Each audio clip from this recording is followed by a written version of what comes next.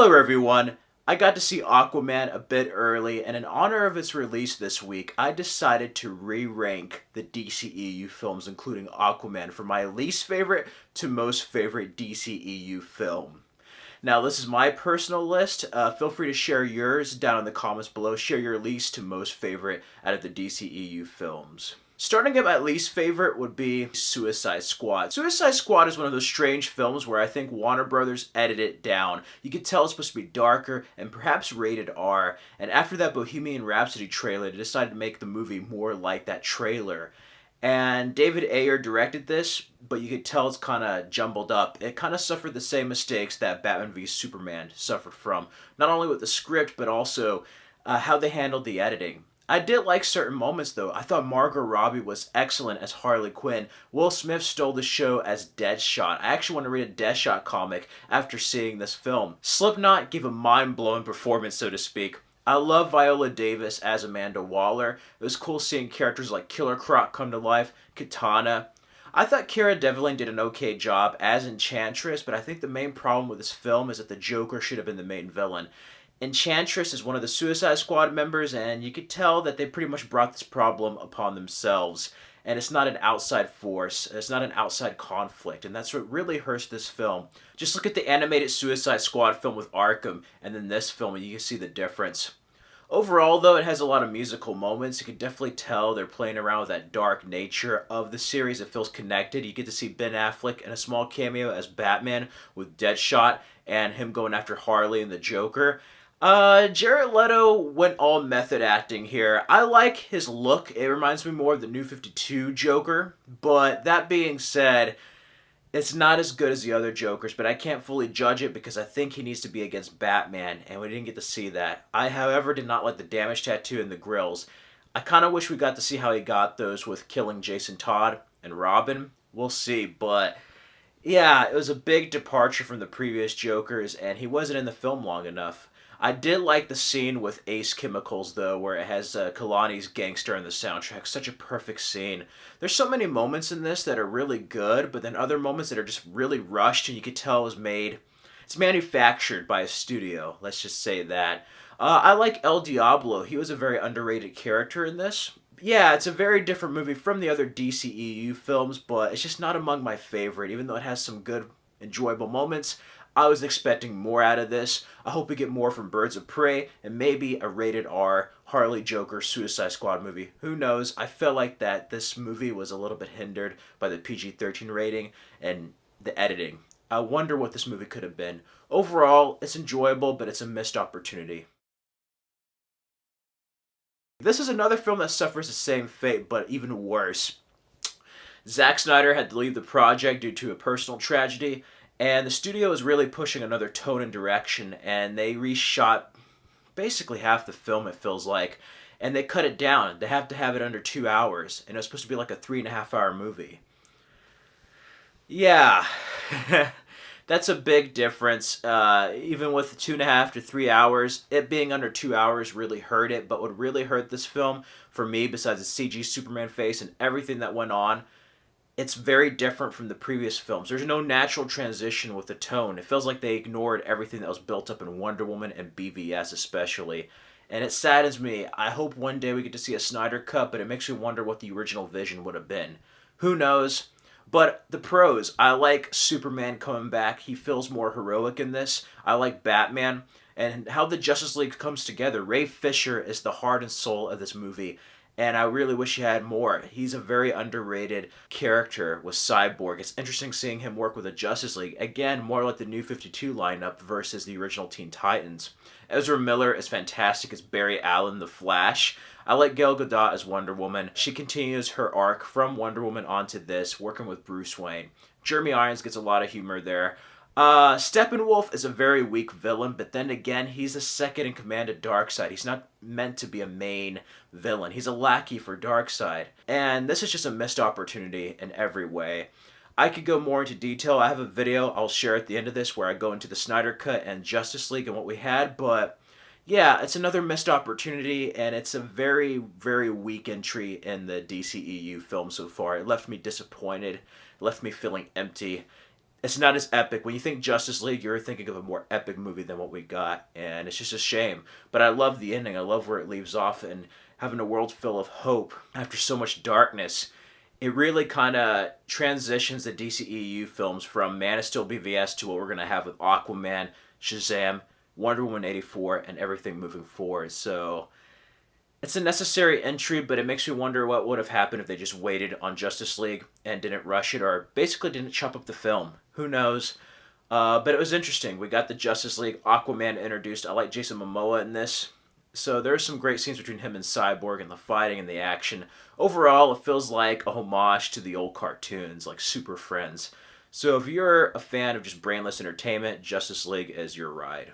After that, at number 4 is Batman vs. Superman Dawn of Justice, and I'm going to count the Ultimate Edition, because I feel like that's the original version of what the film was supposed to be. I love seeing Batman and Superman come together on film, seeing the attack at Metropolis with Black Zero through Bruce Wayne's perspective at the beginning. A lot of Frank Miller nods with a Dark Knight Returns vibe. Overall, it's like they got Return of Superman, Death of Superman with a little bit of Dark Knight Returns and Wonder Woman thrown in. J.C. Eisenberg is eccentric as Lex, Willy Wonka on crack, so to speak, but he kind of reminds me of that early mad scientist Lex if he met, like, Mark Zuckerberg or something, you know? He's very eccentric that way, and in the Ultimate Edition, we really get to see more of his motives and how intimidating he can be as an individual. I like Lois and Clark's chemistry in this better than Man of Steel, and I like the ideologies, but also the one thing that I really love about this film is that it shows us what would the world be like if a Superman existed. Man of Steel is a first contact story. Batman vs. Superman deals with, like, the human race and how they would treat a Superman if he existed in our world, and I love that. And I love the ideologies of Bruce Wayne's feelings towards this alien and why he feels like he must confront him. We also get some nods to the Justice League and Wonder Woman in that awesome scene. If anything, regardless of your feelings on this film, watch it for the Wonder Woman scene. Hans Zimmer's electric guitar, that I love that. The holy trinity of DC Comics right there. Such an epic scene. Doomsday does look a bit like an orc, but despite its shortcomings and flaws, I really liked this version of the film, and it felt like it was serious in the right way. And it honored the comics, and it really propelled the story forward in a 21st century way, you know? It wasn't like, hey, I'm going to be Superman and smile. That's good, but that was more of a 20th century Superman. What would Superman be like in the 21st century? The way politics, the way humanity is now in the world, the way things are. How would he be really if he actually existed in our world? And I think Batman vs. Superman conveyed that very well. The Granny's Peach Tea scene was really messed up, but it was interesting seeing little characters like Anatoly Knyzhov, KG Beast in the comics. I love that warehouse fight scene. That and Wonder Woman's warehouse scene is probably the best scene, but oh my god, that's like an Arkham video game come to life. And ultimately, Wonder Woman finds faith in humanity, and Batman basically cares. He lets go of that hatred. You can see that he's basically lost himself after Robin has died. And Superman sacrifices himself, not only saving the world and Metropolis, but he kind of saves Diana and Bruce as well. They kind of redeem themselves from the beginning of the film to the end, especially Bruce Wayne. And that leads us into Justice League. It's just a shame that we didn't get a proper follow-up to this movie, which I think is an underrated film. I personally love it. I don't know about anybody out there, but I think it's going to be a cult classic. It's not the best movie, but I think it will be remembered in time for being different. Above that, at number 3, is Wonder Woman. I love Wonder Woman. Such a fantastic solo entry. Patty Jenkins did a fantastic job directing this. You can tell she took a lot of notes from Superman the movie.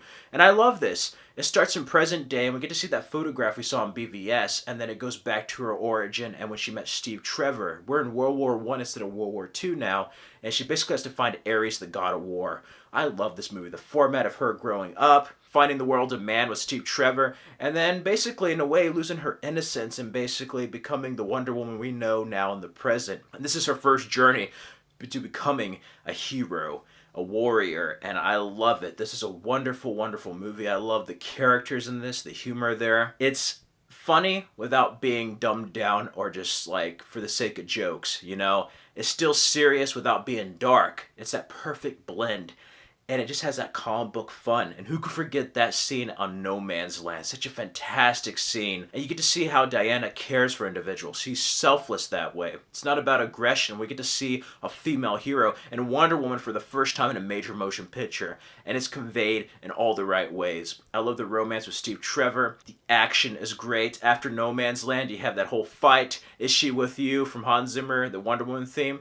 I love that guitar theme. And I love that ending. Steve Trevor was talking to her and she's like, you know what? My mother was right about humans.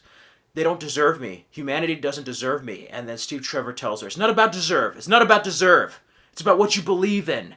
And I love that. Such a perfect moment and a great message. And yeah, that ending is such a powerful ending and I love her flying off. Overall, Wonder Woman is just a blast from beginning to end and one of the best films of the DCEU films so far, but also it shows you how to make a damn good movie, just period, regardless of comic books, DC, Marvel, whatever. It's just a damn good movie. After that, now at my number 2 is Aquaman. It's kind of a toss-up between the top 3 of this ranking, but I felt like what Aquaman improved upon from Wonder Woman is really well crafted, but I felt like the final battle was stronger in Aquaman. And I won't go into spoilers for people who haven't seen it, but I love how they deal with his origin while also dealing with a present-day threat. He gets to learn more about his heritage from Atlantis. And what I like the most about this movie is he's a person that doesn't belong to either world. The surface dwellers think of him as some freak metahuman. The Atlanteans don't think of him as a pure Atlantean. They consider him a half-breed bastard child. He's not a full-blooded, pure-blood Atlantean, so he doesn't belong to either world. And he's trying to prove himself, and he's trying to find a purpose in life. What is his purpose? But I also love the romance between him and Mara.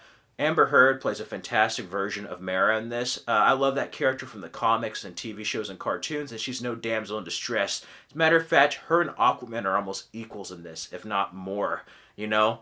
I love it. Patrick Wilson is great as Orm, King Orm, aka Ocean Master. He plays a great villain. You get to see his disdain towards Arthur Curry in this. He just hates him. And you get to see where his conflict with the character comes from. You also have Black Manta, who looks so cool in live action. James Wan did a fantastic job doing this movie. It has a lot of emotion, heart, spectacle. It takes you to a brand new world. But what I love about this is that it's a solo Aquaman movie. And it's a movie that's not afraid to basically embrace its comic book roots. It's grounded, but it has a level of fun, but without being just like full of jokes all the time. Some jokes don't land. They try to do that, but they don't do it very often.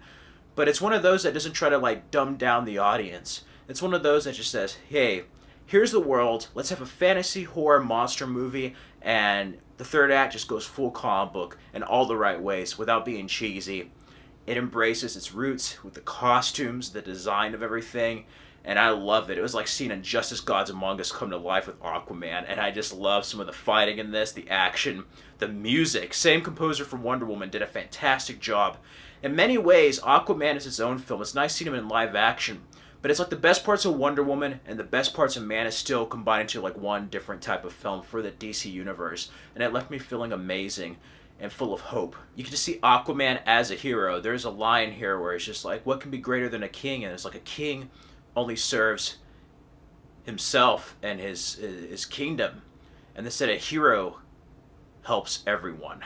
And there's a great theme there. And Aquaman finds his purpose in the world, finds what he was meant to do, you know? He's going to bridge everybody. There's no two worlds. It's all one world, and I love that. I also love Nicole Kidman as his mother, William Dafoe in the film, Dolph Lundgren. Oh, man. This movie is just awesome, and if you haven't seen it, by the time of this video, go ahead and see it. Like, seriously, it's an awesome movie. And, yeah, it's just one of my favorites. I like Aquaman, Man of Steel, and Wonder Woman just about the same, but Aquaman has a bit more of an edge than Wonder Woman for me, personally, as far as the story and definitely the action. They're two different type of films, but it has more of that epic quality that Man of Steel had. After that, at number 1 is Man of Steel. For me, personally, Man of Steel is still my favorite DCEU film.